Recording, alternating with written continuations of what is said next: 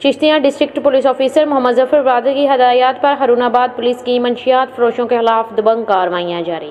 गुज़िश्ता रोज़ थाना सदर पुलिस हरुनाबाद ने खुफिया इतला पर नवाही गाँव 33 3R और 31 3R में छापे मारकर 2 मंशियात फरोशों खुरम शहजाद और यूसुफ को गिरफ्तार करके उनके कब्जा से 3 किलो 130 ग्राम चर्स, 278 ग्राम अफीम और 80 ग्राम हेरोइन बरामद कर ली। पुलिस ने मंशियात कब्जे में लेकर दोनों मुलजमान के खिलाफ अलग अलग मुकदमा दर्ज कर लिए।